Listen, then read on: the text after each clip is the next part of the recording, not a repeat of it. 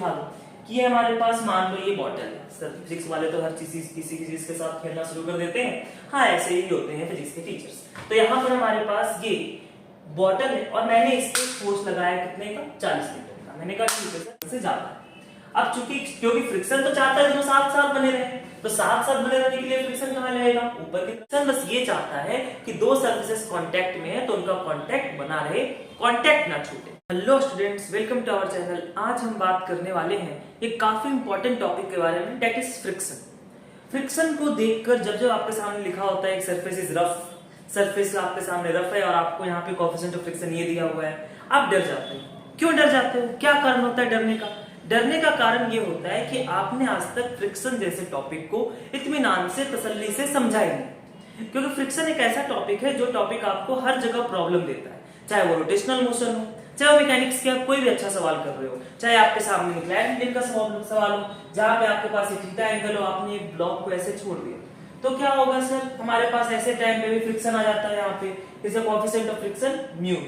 तो आपके सामने जब आपको फ्रिक्शन दिखता है, आपके सामने जब आपको फ्रिक्शन दिखता है तो ये कहीं ना कहीं आपको डर क्रिएट करके देता है कि आपको लगता है सर टॉपिक के सवाल हमसे नहीं होंगे। तो आज के लेक्चर में आपके मन से जो फ्रिक्शन का डर है वो खत्म होने वाला है। अगर आप 45 मिनट्स तक मेरे साथ जुड़े रहते हैं तो आपको पता चलेगा कि फ्रिक्शन आपके साथ जो गेम खेलता है, अब आप भी फ्रिक्शन के साथ गेम खेल सकते हो। कैसे खेल सकते हो? Let's begin it's journey. सबसे पहले बात करते हैं हम कि फ्रिक्शन का कॉज क्या है, फ्रिक्शन का कारण क्या है, उसके बारे में बात करते हैं। अगर मैं बात करूं कि दो सरफेसेस है, ये हमारे पास दो सरफेस है, एक सरफेस ये और दूसरा सरफेस ये। नॉर्मली आपके सामने जो सरफेस दिख रहा होता है, एक्चुअल में सरफेस ऐसा नहीं है। एक्चुअल में सरफेस कैसा होता है सर? एक्चुअल में सरफेस हमारे पास कुछ इस तरह का होता है। ये सरफेस के जो मैक्रोमोलिक्यूल्स हैं वो ब्लॉक के साथ कुछ कोल्ड वेल्डिंग करते हैं, कुछ बॉन्ड बनाते हैं। इस कोल्ड वेल्डिंग की वजह से कहीं ना कहीं फ्रिक्शन पिक्चर में आता है। यानी अगर हमारे पास दो सरफेसेस हैं, वो दो सरफेसेस आपस में एक दूसरे के साथ कुछ इस तरह जुड़े हुए हैं। फ्रिक्शन क्या चाहता है कि अगर दो सरफेसेस एक दोनों के साथ जुड़े हुए हैं, एक दूसरे के साथ जुड़े हुए हैं, तो वो जुड़े ही रहें। फ्रिक्शन का पर्पस है कि अगर दो सरफेसेस आपस में कांटेक्ट बना के रखे हुए हैं तो वो कांटेक्ट बना रहे। चाहे वो नीट का सवाल हो, चाहे वो जेई का सवाल हो, जब भी आपके सामने फ्रिक्शन आपके साथ गेम खेलता है तो आप फंस जाते हो, आपके उन सवालों को अटक जाते हो, उन सवालों में आप अटकते हो। क्यों अटकते हो? क्योंकि आपने अभी तक ये फीलिंग डेवलप नहीं करी है कि फ्रिक्शन मोशन का अपोज नहीं करता। आपको कई बार लगता है कि फ्रिक्शन हमारे पास मोशन का अपोज करता है, बट इन रियलिटी फ्रिक्शन बस ये कोशिश करता है कि अगर दो सरफेसेस साथ हैं तो उनका साथ बना रहे, उनका साथ ना छूटे। अगर फ्रिक्शन केवल इतना मात्र चाहता है कि दो सरफेसेस का साथ बना रहे, तो क्या वो अपने मकसद में कामयाब हो पाता है? कई बार हो भी जाता है और कई बार नहीं होता। जैसे मैंने इस ब्लॉक के ऊपर मान लो 10 न्यूटन का फोर्स लगाया और ये ब्लॉक नहीं चला मतलब फ्रिक्शन अपने जो उसका पर्पस था उसमें सफल हो गया। फ्रिक्शन ने इन दोनों के कांटेक्ट को बनाए रखा और फ्रिक्शन ने इसे चलने नहीं दिया। अच्छा, मैंने इसी ब्लॉक पे जब 20 न्यूटन का फोर्स लगाया है तो ये ब्लॉक चलने लग गया। इसका मतलब क्या है, इसका मीनिंग क्या है कि अब 20 न्यूटन को हमारा जो फ्रिक्शनल फोर्स है वो ओवरकम नहीं कर सकता। तो सर यहां से तो ये दिख रहा है कि फ्रिक्शन मोशन का अपोज कर रहा है। आप फोर्स लगा रहे हो तो आप इसे मोशन में लाना चाहते हो, फ्रिक्शन पीछे की तरफ लग रहा है मतलब फ्रिक्शन मोशन का अपोज कर रहा है। बट इन रियलिटी फैक्ट वाली बात ये नहीं है, फ्रिक्शन मोशन का अपोज नहीं करता है। कैसे? चलो मैं इसको आप एग्जांपल सिखाता हूं। आज मेजॉरिटी ऑफ द टाइम हम क्वेश्चंस और थियोरेटिकल पार्ट का मिक्स कॉम्बो लेकर आए हैं, जिसके अंदर आप चीजों को विजुअलाइज भी करेंगे, समझेंगे भी और इसके जे लेवल तक के सवाल आसानी से सॉल्व भी कर पाएंगे। अब देखना जरा, जैसे आपने ये जान लिया कि सर हमारे पास ये कोल्ड वेल्डिंग है या फिर ये हमारे पास सरफेस का साथ बना कर रखना चाहता है, लेकिन जो मेजर बात थी कि आपने बोला है मोशन का अपोज नहीं करता। कैसे मान ले सर? अभी तो हमें दिख रहा था, हमने 10 न्यूटन का फोर्स लगाया था इस ब्लॉक पे और सरफेस इसे पीछे की तरफ रोकना चाह रही थी। इसी को तो फ्रिक्शन फोर्स बोलते हैं। नहीं बच्चे, फ्रिक्शन बस ये चाहती है कि अगर दो सरफेसेस कांटेक्ट में है तो कांटेक्ट बना रहे, कांटेक्ट ना छूटे। देखना, हमारे पास ये एक ब्लॉक है मान लो 10 kg का और इसके ऊपर हमने एक 2 kg का ब्लॉक रखा है और आपने कुछ इस तरह का फोर्स लगाया है 40 मीटर का। ये दोनों ब्लॉक एक साथ चल रहे हैं। अगर ये दोनों के दोनों ब्लॉक एक साथ चल रहे हैं तो आपको लग रहा है सर दोनों एक साथ चल रहे हैं, मैंने कहा बिल्कुल। इस 2 kg वाले ब्लॉक को कौन आगे लेके जा रहा है, कौन है जो इस 2 kg वाले ब्लॉक को आगे की तरफ लेके जा रहा है? अगर मैं उसके बारे में बात करूं, कौन 2 kg वाले ब्लॉक को आगे की तरफ लेके जा रहा है, तो हम बोलोगे सर 10 kg और 2 kg के बीच में लगने वाला एकमात्र फोर्स फ्रिक्शन है जो इसे आगे की तरफ लेके जा रहा है, और कोई फोर्स यहाँ प्रेजेंट है नहीं।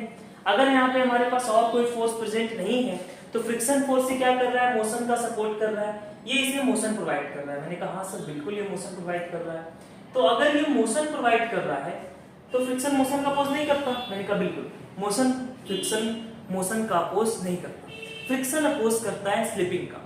फ्रिक्शन क्या चाहता है, फ्रिक्शन चाहता है कि अगर 2 सरफेसेस कांटेक्ट में है तो उनका कांटेक्ट बना रहे, उनका कांटेक्ट अलग ना हो, चाहे उसके लिए उसे फोर्स आगे की तरफ लगाना पड़े या पीछे की तरफ लगाना पड़े। जैसे अभी ये ब्लॉक चलने लग गया 10 kg वाला, तो यहाँ पर फ्रिक्शन क्या चाह रहा था कि इन दोनों के बीच में जो बॉन्डिंग बनी हुई है, इन दोनों के बीच में जो रिश्ता बना हुआ है वो रिश्ता ना टूटे, वो रिश्ता बना रहे। फ्रिक्शन उन चंद लोगों में से जो चाहता है कि जो रिश्ता जुड़ गया है वो रिश्ता जुड़ा रहे, रिश्ता टूटे ना।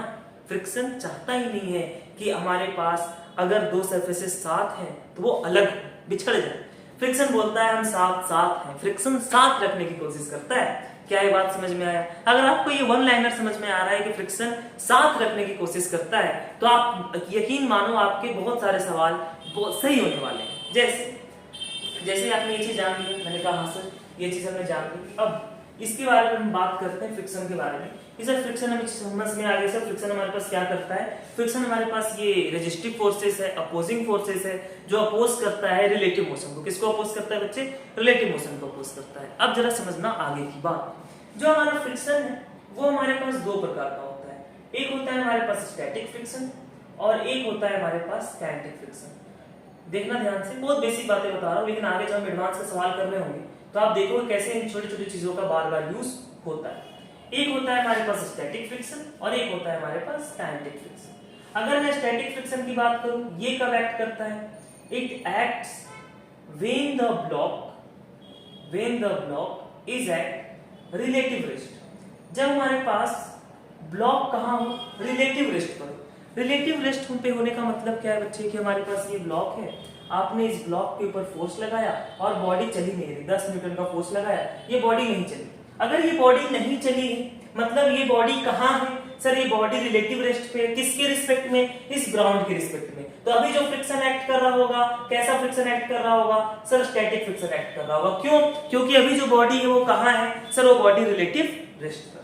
अच्छा, अगर मैं काइनेटिक फ्रिक्शन की बात करूं तो व्हेन स्लिपिंग हैपेंस, जब हमारे पास स्लिपिंग हो रहा होगा तो हमारे पास यानी स्लिप होने का मतलब ये ब्लॉक चलने लग गया। मैंने कहा ठीक है, आपने 20 न्यूटन का फोर्स लगाया, ये ब्लॉक चलना शुरू कर गया, मतलब जो स्टैटिक फ्रिक्शन वो इसे साथ रख नहीं पाया, अब चलना शुरू हो गया। तो जब चलना शुरू हो गया उस समय पे जो फ्रिक्शन एक्ट करता है उसे हम बोलते हैं काइनेटिक फ्रिक्शन। क्या बोलते हैं बच्चे? काइनेटिक फ्रिक्शन बोलते हैं। आगे सुनना मेरी बात। ये जो स्टैटिक फ्रिक्शन है ये सेल्फ एडजस्टेबल होता है। कैसा होता है बच्चे? Self adjustable. सेल्फ एडजस्टेबल का मतलब है कि ये अपने आप को बदल सकता है। जैसे आपने 10 न्यूटन का फोर्स लगाया तो फ्रिक्शन पीछे कितना लग रहा होगा? 10 न्यूटन। मैंने जैसे ही फोर्स 12 का लगाया तब भी ब्लॉक नहीं चल रहा, मतलब फ्रिक्शन कितना लग गया? 12 न्यूटन का। जब मैंने 13 का फोर्स लगाया तब भी ब्लॉक नहीं चल रहा, मतलब फ्रिक्शन पीछे की तरफ कितना लग गया? 13। यानी जो हमारे पास स्टैटिक फ्रिक्शन है वो सेल्फ एडजस्टेबल होता है, यानी वो अपनी वैल्यूज को एडजस्ट कर सकता है, कभी कम कभी ज्यादा, कभी कम कभी ज्यादा, कुछ भी हो सकता है। कैसा डिमांड है? बस डिमांड किस चीज का? फ्रिक्शन का। फ्रिक्शन चाहता है कि अगर 2 सरफेसेस साथ हैं तो साथ बना रहे, कांटेक्ट ना छूटे। अगर फ्रिक्शन ये चाहता है कांटेक्ट ना छूटे तो अपनी पूरी कोशिश करता है कि साथ बना रहे, और जब तक कोशिश करता है जब तक साथ जस्ट टूटने वाला ना हो। तो फ्रिक्शन की सर कोई एक मैक्सिमम वैल्यू होगी जिस समय पर ये साथ छूटने लग जाएगा? मैंने कहा हाँ बिल्कुल, एक ऐसी वैल्यू है जिस टाइम पर ये जो फ्रिक्शन है ये रोक नहीं पाएगा और ये बॉडी आगे की तरफ स्लिप करेगी, उसे हम बोलते हैं लिमिटिंग फ्रिक्शन। क्या बोलते हैं बच्चे? Limiting friction. अगली बात, जो हमारे पास स्टैटिक फ्रिक्शन है इसका हमारे पास कोई फॉर्मूला नहीं होता, हमारे पास स्टैटिक फ्रिक्शन का। अच्छा, तो सर फॉर्मूला किसका होता है? लिमिटिंग फ्रिक्शन का और काइनेटिक फ्रिक्शन का। तो जरा लिमिटिंग फ्रिक्शन को जानते हैं सर। अब लिमिटिंग फ्रिक्शन, अगर मैं लिमिटिंग फ्रिक्शन की बात कर रहा हूं कि सर लिमिटिंग फ्रिक्शन क्या होता है? लिमिटिंग फ्रिक्शन है किसी भी सरफेस का, ध्यान सुनना, किसी भी सरफेस का मैक्सिमम वैल्यू ऑफ फ्रिक्शन, क्यों maximum value of static friction कितना लगा सकता है उसी को हम बोलते हैं limiting friction. The maximum value of static friction, the maximum value of a static friction is called limiting friction। जो हमारे पास मैक्सिमम वैल्यू होती है स्टैटिक फ्रिक्शन की उसको हम लिमिटिंग फ्रिक्शन बोलते हैं। और ये जो लिमिटिंग फ्रिक्शन है इसकी वैल्यू होती है म्यूएस इंटू एन। क्या होते हैं बच्चे? Mu s into N. म्यूएस का मतलब क्या है सर? म्यूएस है हमारे पास coefficient of, mu s is coefficient of static friction. ये किसका कोएफिशिएंट है? स्टैटिक फ्रिक्शन का कोएफिशिएंट है। और n क्या है बच्चे हमारे पास? n है हमारे पास normal reaction. n is our normal reaction. अब मैंने आपके सामने फॉर्मूला लिख दिया लिमिटिंग फ्रिक्शन का कि सर हमारे पास लिमिटिंग फ्रिक्शन फॉर्मूला क्या? Mu s into n। n is the normal reaction and mu s is the coefficient of static friction. ये स्टैटिक फ्रिक्शन की मैक्सिमम वैल्यू है। जरा इस चीज को थोड़ा एक एग्जांपल से इलस्ट्रेट करते हैं। अब जो पॉइंट आने वाला है जहां से पिक्चर शुरू होती है, 10 मिनट हो चुके हैं लेक्चर्स के, और अब हम बात करने वाले एग्जांपल वाले सीरीज की जिनका यूज करके आप बड़े आसानी से इन सवालों को, इसके सवालों को डील आउट करेंगे। जैसे मैं आपके सामने एक छोटा सा एग्जांपल से स्टार्ट करता हूं इस फ्रिक्शन की कहानी को। आप चाहे तो इन चीजों के स्क्रीनशॉट ले सकते हैं। देखना, मैंने आपके सामने एक एग्जांपल लिया, एग्जांपल नंबर 1। मैंने जैसे बताया कि हम फिजिक्स को एग्जांपल्स के थ्रू विजुअलाइज कर सकते हैं। बिना एग्जांपल्स के आप जेईई और नीट के फिजिक्स को टैकल नहीं कर सकते। तो हमें जेईई और नीट के फिजिक्स को टैकल करना है तो हमें एग्जांपल्स को सीखना पड़ता है। जैसे हमारे पास ये आपने एक ब्लॉक लिया है, मैंने कहा ठीक है ये ब्लॉक है 10 kg का ब्लॉक है। आपने इधर फोर्स लगाया 100 न्यूटन। कितने का फोर्स लगाया बच्चे? 100 न्यूटन का फोर्स लगाया। मैंने बोला इस सरफेस का म्यूएस है 0.5, ठीक है, और हमारे पास म्यूएस 0.5 है और ये हमारे पास अभी फोर्स में चलो 10 न्यूटन का लगाता हूँ और आपसे पूछ रहा हूँ क्या ये ब्लॉक चलेगा या नहीं चलेगा। आपसे मैं ये जानना चाहता हूँ कि ये ब्लॉक चलेगा या नहीं चलेगा। तो सबसे पहले हम जानते हैं कि लिमिटिंग फ्रिक्शन क्या है। फ्रिक्शन के सवालों को सॉल्व करने के लिए सबसे पहला स्टेप होता है कि आप लिमिटिंग फ्रिक्शन निकालें कि लिमिटिंग फ्रिक्शन कितना आ रहा है। तो चलो लिमिटिंग फ्रिक्शन निकाल के देखते हैं बच्चा। सर लिमिटिंग फ्रिक्शन अभी भी आपने सिखाया, ये होता है म्यूएस इंटू एन। सर यहाँ पर अगर आप नॉर्मल रिएक्शन देखेंगे तो सर 10 जी नीचे की तरफ है, नॉर्मल ऊपर की तरफ है। जो नॉर्मल है वो किसके बराबर होगा? 10 जी के। क्यों बच्चे? क्योंकि ब्लॉक ना ही ऊपर जा रहा है ना ही नीचे जा रहा है। तो normal will be equal to 10 g. G की वैल्यू 10 है यानी नॉर्मल आ जाएगा हमारे पास 100 न्यूटन। जैसे ही आपको पता चला कि नॉर्मल हमारे पास 100 न्यूटन है, आपने वैल्यू डाली। म्यूएस की वैल्यू कितनी डाली सर? 0.5। नॉर्मल कितनी डाली सर? 100 न्यूटन। क्या कहानी बनेगी सर? ये आ रहा है 50 न्यूटन। यानी जो लिमिटिंग फ्रिक्शन निकल के आया है वो 50 न्यूटन निकल के आया है। अगर लिमिटिंग फ्रिक्शन 50 न्यूटन निकल के आया है इसका मतलब आपको 50 न्यूटन का फोर्स तो लगाना पड़ेगा तभी ये ब्लॉक चलेगी। अभी आपने फोर्स कितना लगाया है? सर अभी हमने फोर्स लगाया 10 न्यूटन का। तो क्या ब्लॉक चलेगी? बिल्कुल नहीं चलेगी सर, क्योंकि लिमिटिंग फ्रिक्शन कितना है? 50 न्यूटन। यानी लिमिटिंग फ्रिक्शन 50 न्यूटन है, मतलब ये मैक्सिमम वैल्यू है किसकी? स्टैटिक फ्रिक्शन की। यानी फ्रिक्शन हमारे पास कहां से कहां तक लग सकता है? सर ये 0 से 50 तक लग सकता है। यानी मैंने कहा बिल्कुल सही बात है सर। यानी 10 न्यूटन के फोर्स से ये नहीं चलेगा, ना ही 30 न्यूटन के फोर्स से चलेगा। जैसे ही आप 50 न्यूटन फोर्स लगाएंगे तब कहीं ये चलना शुरू करेगा। यानी 50 से पहले जो फ्रिक्शन एक्ट कर रहा होगा वो कौन सा फ्रिक्शन एक्ट कर रहा होगा? स्टैटिक फ्रिक्शन एक्ट कर रहा होगा। अब यहाँ पर एक गलती बच्चे करते हैं बहुत बड़ी। आपसे पूछा जाता है कि बताएं कितना फ्रिक्शन एक्ट कर रहा है, तो आप आंसर देते हैं कि सर फ्रिक्शन एक्ट कर रहा है यहाँ पे 50 न्यूटन। मैंने कहा बिल्कुल गलत। फ्रिक्शन की मैक्सिमम वैल्यू 50 है। आपने अगर 10 लगाया है तो फ्रिक्शन पीछे की तरफ 10 ही लगाएगा ना। 10 न्यूटन लगाने से उसका काम हो रहा है, सरफेस साथ साथ है। फ्रिक्शन का पर्पस समझे, फ्रिक्शन चाहता है दोनों सरफेसेस साथ रहें, उनका साथ ना छूटे। बात समझ में आ रही क्या? तो फ्रिक्शन 50 क्यों लगाएगा? फ्रिक्शन 50 मैक्सिमम लगा सकता है, लेकिन लगाएगा कितना? सर 10 लगाएगा। क्यों 10 लगाएगा? क्योंकि सर आपने एक्सटर्नल फोर्स 10 लगाया है तो 10 का ये फोर्स करेगा। जब आप 20 लगाओगे तब ये 20 लगाएगा, जब आप 30 लगाओगे तब फ्रिक्शन पीछे की तरफ 30 आएगा। यानी जो स्टैटिक फ्रिक्शन है उसका मैक्सिमम लिमिट कितना है? सर वो 50 है। लेकिन क्या 50 लगाएगा? नो सर, डिपेंड करता है आपने फोर्स कितना लगाया है। तो आपको अब स्टैटिक फ्रिक्शन का टर्म क्लियर हुआ होगा कि सर स्टैटिक फ्रिक्शन का मीनिंग क्या है, मतलब क्या है, क्या चाहता है स्टैटिक फ्रिक्शन। आगे बढ़ते हैं, अगले एग्जांपल को लेते हैं और अगले एग्जांपल को और धुआंधार तरीके से देखते हैं कि सर हमारे पास अगला एग्जांपल क्या है। अगर मैं अगले एग्जांपल की बात कर रहा हूँ, एग्जांपल नंबर 2, अगर मैं अगले एग्जांपल की बात कर रहा हूँ, that is our example number 2।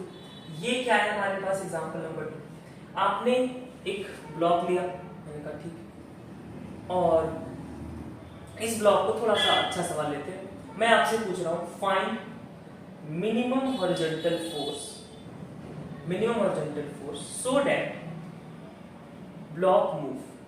हमसे पूछा गया है कि मिनिमम हॉरिजॉन्टल फोर्स हम कितना लगाएं कि ब्लॉक मूव करना शुरू करे। ये 10 केजी का ब्लॉक है, अच्छा, और मैंने म्यूएस 0.5 दिया है, तो अभी हमने आंसर निकाला था कि सर लिमिटिंग फ्रिक्शन है 50 न्यूटन, तो 50 न्यूटन का फोर्स लगाना पड़ेगा। अब मैंने क्या किया, इस 10 केजी वाले ब्लॉक को एक लिफ्ट में बंद कर दिया। क्या किया बच्चे, एक 10 केजी वाले ब्लॉक को लिफ्ट में बंद कर दिया है, और मैं आपसे मिनिमम फोर्स पूछ रहा हूँ कि मिनिमम फोर्स कितना लगाना पड़ेगा कि ये हमारे पास, मिनिमम फोर्स कितना लगाना पड़ेगा कि ये हमारे पास ब्लॉक मूव करे, और म्यूएस की वैल्यू मैंने 0.5 ली। जैसा मैंने बताया यहाँ पर जो आपको कंटेंट मिलता है वो जे यूनिट लेवल तक का मिलता है, तो आपको अच्छे से ध्यान से देखना होता है कॉन्सेप्ट को। काफी अच्छा सा सवाल है इसके अंदर कि सर हमारे पास, हम तो सिंपली मिनिमम फोर्स क्या बता देंगे, लिमिटिंग फ्रिक्शन के बराबर आना चाहिए।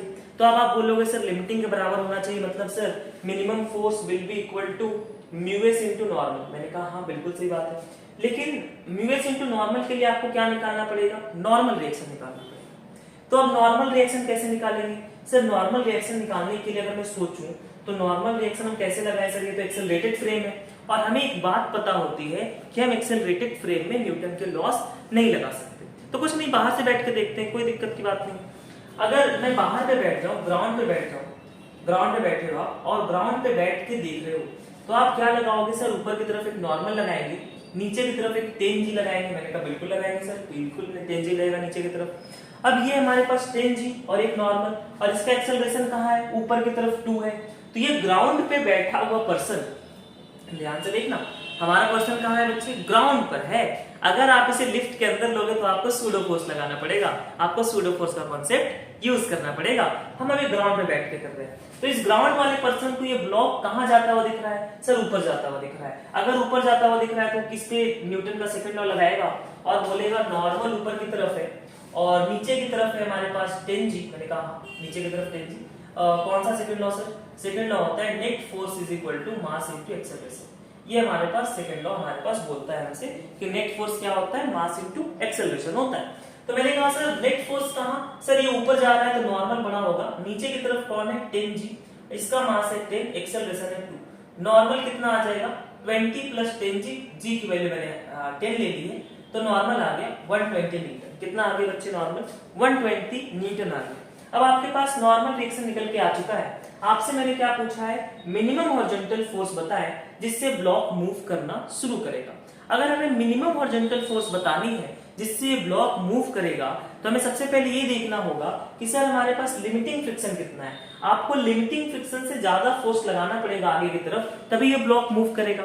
क्योंकि हमारे पास कहानी क्या बनती है बच्चे, कहानी ये बनती है कि फ्रिक्शन चाहता है कि दो सरफेसेस कैसे रहे सर, कांटेक्ट में रहे। बिल्कुल चाहता है फ्रिक्शन के दो सरफेसेस कांटेक्ट में रहे, तो वो कांटेक्ट बना के रखने की कोशिश करेगा, और वो कांटेक्ट बना के रखने के लिए मिनिमम कहां तक, मैक्सिमम कितना फोर्स लगा सकता है सर, लिमिटिंग फ्रिक्शन के बराबर। तो आप जो फोर्स लगाएंगे वो लिमिटिंग से थोड़ा सा ज्यादा लगाएंगे। जब आप फोर्स लिमिटिंग से थोड़ा सा ज्यादा लगाएंगे तो ये ब्लॉक चलना शुरू होगा। तो आपके मन में कहानियां डेवलप होनी शुरू हुई है कि फ्रिक्शन हमारे पास रिलेटिव मोशन का अपोज करता है, फ्रिक्शन चाहता है दो सरफेस अगर कांटेक्ट में है तो कांटेक्ट बना रहे। बस इसी से आपके फ्रिक्शन के सारे सवाल सॉल्व होने वाले हैं। चलो आगे बढ़ते हैं।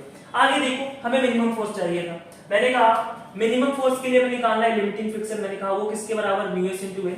म्यूएस कितना है बच्चे सर, म्यूएस है हमारे पास 0.5, और नॉर्मल रिएक्शन आपने अभी भी निकाला है, कितना आया बच्चे 120 न्यूटन। तो सर ये आ जाएगा हमारे पास 60 न्यूटन, यानी आपको 60 न्यूटन का फोर्स मिनिमम लगाना पड़ेगा, क्योंकि लिमिटिंग फ्रिक्शन कितना आ रहा है 60 न्यूटन। जब तक आप 60 न्यूटन का फोर्स नहीं लगाएंगे बॉडी आगे की तरफ नहीं बढ़ेगी। क्या ये बात समझ में आई बच्चे, क्या ये बात क्लियर है? मैंने कहा हाँ सर क्लियर तो लग रही है सारी बातें। देख लिया, कहानी समझ में आई सारी। अब देखो मैं तुम्हें एक अच्छे सवाल की ओर लेकर चलता हूँ। अच्छे सवाल से पहले मैं आपको काइनेटिक फ्रिक्शन भी थोड़ा दिखा दूं, क्योंकि अब बॉडी हमेशा ऐसा तो है नहीं कि हमेशा रेस्ट पे ही रहे, बॉडी चलने लग जाएगी। अब सर आपने जिस वे से हमें सिखाया है उस वे से तो अगर बॉन्डिंग हुई है उसका अपोज करने के लिए आ रहा है फ्रिक्शन। मैंने कहा तो सर जब बॉडी चल रही है, बॉडी जब स्लिप कर रही है तब फ्रिक्शन क्यों आ रहा है सर? वहां पर तो कोई इंटरलॉकिंग नहीं है। मैंने कहा गलत, इंटरलॉकिंग है, हो रही है और टूट रही है। जब बॉडी स्लिप करती है ना, जब बॉडी स्लिप करती है एक सरफेस से दूसरे के ऊपर, तो इंटरलॉकिंग हुई टूटी, हुई टूटी, हुई टूटी, मतलब लगातार इंटरलॉकिंग हो रहा है और ब्रेक हो रहा है, हो रहा है और ब्रेक हो रहा है। ऐसे केस में जो फ्रिक्शन एक्ट करता है उसे हम बोलते हैं काइनेटिक फ्रिक्शन। कौन सा फ्रिक्शन बोलते हैं बच्चे? Kinetic friction. तो चलो काइनेटिक फ्रिक्शन के बारे में भी थोड़ी सी बात हम करते हैं कि सर हमारे पास काइनेटिक फ्रिक्शन क्या होने वाला है। काइनेटिक फ्रिक्शन के बारे में थोड़ी सी बात हम कर रहे होंगे, काइनेटिक फ्रिक्शन के बारे में जान रहे होंगे। तो काइनेटिक फ्रिक्शन, काइनेटिक फ्रिक्शन क्या है बच्चे?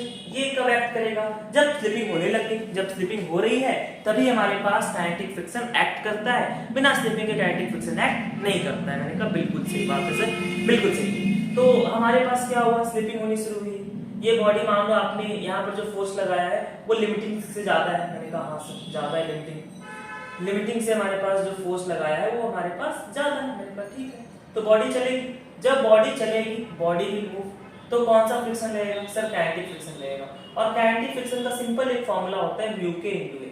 यहाँ पे म्यू के होता है बच्चे कोएफिशिएंट ऑफ काइनेटिक फ्रिक्शन। क्या होता है बच्चे? Coefficient of kinetic friction. हमारे पास स्टैटिक फ्रिक्शन का कोई फॉर्मूला नहीं था, लेकिन काइनेटिक फ्रिक्शन का हमारे पास फॉर्मूला है, दैट इज म्यू के इनटू एन। यानी जब भी हमारे पास बॉडी स्लिप कर रही होगी, बॉडी आगे की ओर भाग रही होगी, तो जो फ्रिक्शन एक्ट करेगा वो फ्रिक्शन काइनेटिक होगा और उसकी वैल्यू क्या होगी? म्यू के इनटू एन के बराबर होगी। क्या ये बात समझ में आई बच्चे? अब फ्रिक्शन के सवालों को ऑल ओवर अगर आप फ्रिक्शन के सवाल को करना चाहते हो, इसे फ्रिक्शन के सवाल को सॉल्व करना है, बाल रटकते हैं, कोई भी फ्रिक्शन का सवाल हो, 3 स्टेप। सबसे पहला स्टेप लिमिटिंग फ्रिक्शन निकालो। जब आपने लिमिटिंग फ्रिक्शन निकाल लिया, दूसरे स्टेप में क्या करना है? देखो ब्लॉक चलेगी या नहीं चलेगी, ब्लॉक विल मूव और नॉट। अगर ब्लॉक मूव कर रही है, अभी आगे सवाल करेंगे बच्चे, आपसे सारे सवाल बहुत आसानी से होंगे। ब्लॉक विल मूव और नॉट। अगर नहीं चलेगी, अगर नहीं चलेगी तो कौन सा फ्रिक्शन? स्टैटिक। और अगर चल रही होगी तो कौन सा फ्रिक्शन? काइनेटिक। अगर नहीं चलेगी तो एक्सेलरेशन 0 भी हो सकता है, काइनेटिक में एक्सेलरेशन नॉन जीरो होगा ही होगा। क्या ये बात समझ में आ रही है बच्चे? तो ये 2-3 स्टेप है जिनका यूज करके आप फ्रिक्शन के सारे सवालों को सॉल्व करेंगे। आप ब्लॉक विल मूव और नॉट। तो चलो भाई शुरू करते हैं, जरा एक सवाल से समझना शुरू करते हैं काइनेटिक फ्रिक्शन की कहानी को। और अब लेक्चर के 20 मिनट हो चुके हैं और अभी तक हमने फ्रिक्शन की सारी बेसिक थ्योरी वाले पार्ट को कर लिया। जैसा मैंने आपको प्रॉमिस किया है कि 45 मिनट्स होते होते आप फ्रिक्शन की सारी कहानी समझ जाएंगे और आपके मन में बस एक ही याद रहेगा कि फ्रिक्शन क्या बोलता है, कि साथ साथ है, हम साथ साथ है, ये फ्रिक्शन बोलता है। चलिए आगे बढ़ते हैं, सवालों की ओर बढ़ते हैं। अगर आप चाहें तो इसका स्क्रीनशॉट ले सकते हैं। ओके आगे बढ़ते हैं।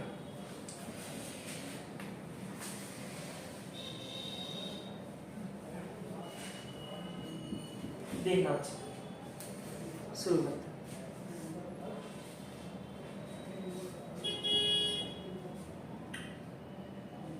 सवाल से क्वेश्चन, ये हमारे पास एक 10 kg का ब्लॉक और आपने फोर्स लगाया है 100 न्यूटन का।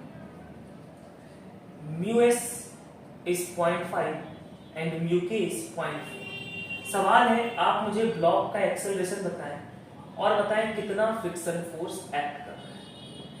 ये आपके सामने 2 सवाल है। इस ब्लॉक के साथ हम थोड़ा सा छेड़खानी कर रहे हैं और थोड़ा जानने की कोशिश कर रहे हैं कहानियों को, क्योंकि फिजिक्स को इलस्ट्रेशन से, एग्जांपल से समझना बड़ा इंटरेस्टिंग होता है रेदर देन थ्योरी बोलना। थ्योरी बोलने से कॉन्सेप्ट बिगड़ जाते हैं। क्या होता है आप थ्योरेटिकल बातों को अच्छे से रट लेते हैं, लेकिन जब सवाल आते हैं तो आप पता नहीं क्या चल रहा है, कुछ समझ नहीं आता। तो कॉन्सेप्ट से चलना चाहिए। तो सबसे पहले स्टार्ट करते हैं इस सवाल से। ये 10 kg का ब्लॉक 100 न्यूटन का आपने फोर्स लगाया है। तो सबसे पहले तो क्या करते हैं सर, लिमिटिंग फ्रिक्शन निकालते हैं। लिमिटिंग फ्रिक्शन क्या हो जाएगा? Mu S into normal.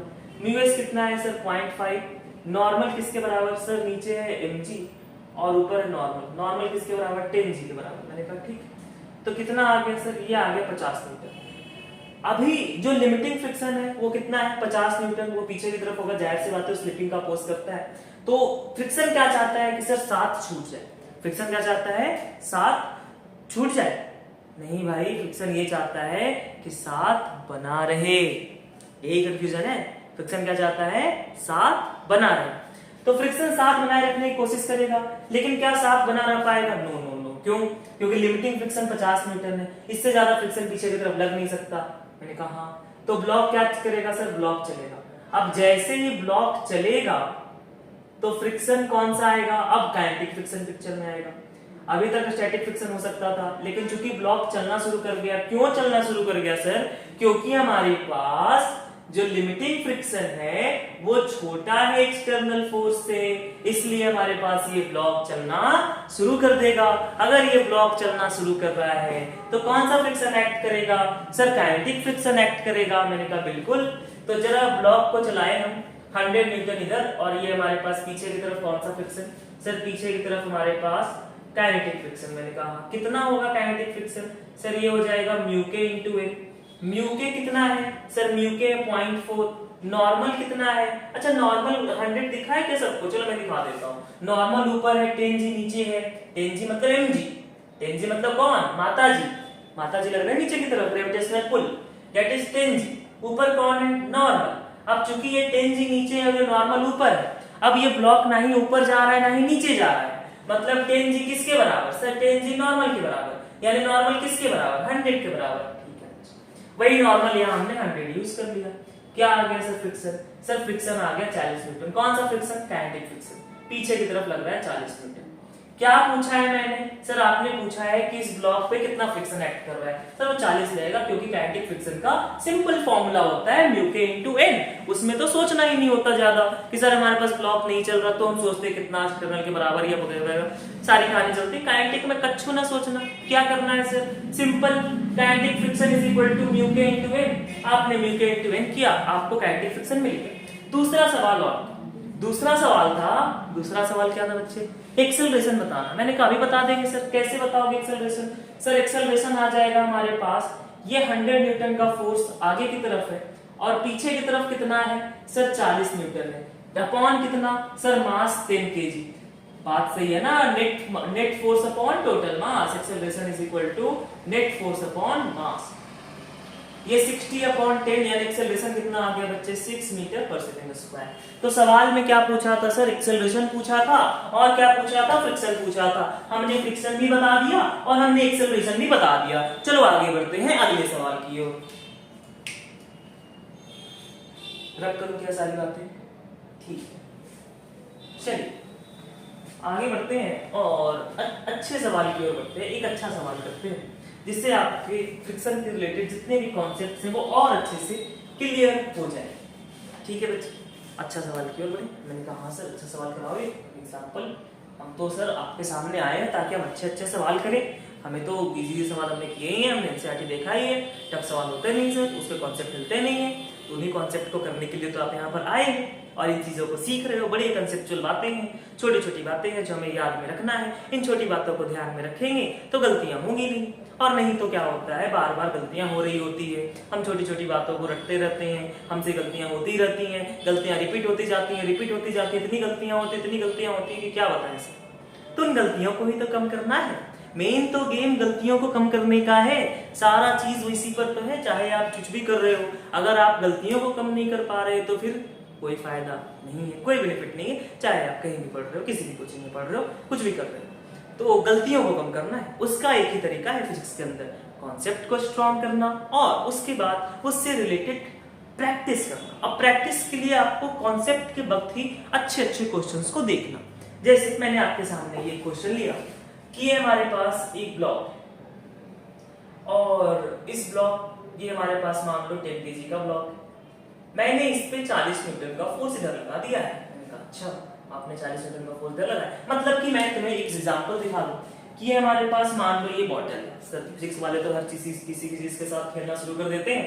हाँ ऐसे ही होते हैं फिजिक्स के टीचर्स। तो यहाँ पर हमारे पास ये बॉटल है और मैंने इस पे फोर्स लगाया कितने का? 40 न्यूटन का। मैंने कहा ठीक है सर, हमने फोर्स लगा दिया है 40 न्यूटन का। तो यहाँ पर हमने इस ब्लॉक पे कितने का फोर्स लगाया है सर 40 न्यूटन का फोर्स लगाया है।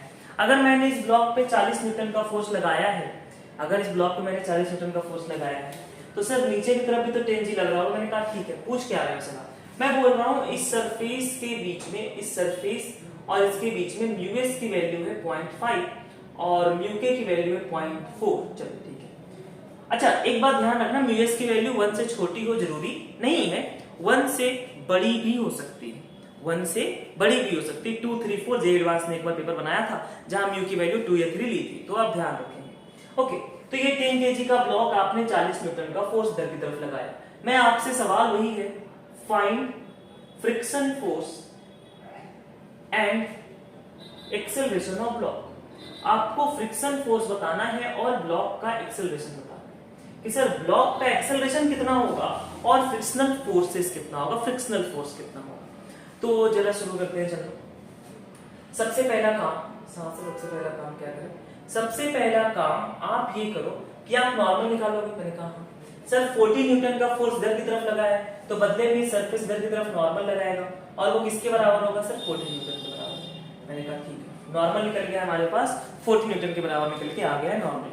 मैंने कहा ठीक है, नॉर्मल हमारे पास 40 न्यूटन आ गया। अगले स्टेप में क्या करेंगे सर, अगले स्टेप में हम निकालेंगे फ्रिक्शनल फोर्स, लिमिटिंग फ्रिक्शन। मैंने कहा ठीक है, निकालते हैं। लिमिटिंग फ्रिक्शन कितना होगा सर, लिमिटिंग फ्रिक्शन होगा म्यूएस इनटू ए।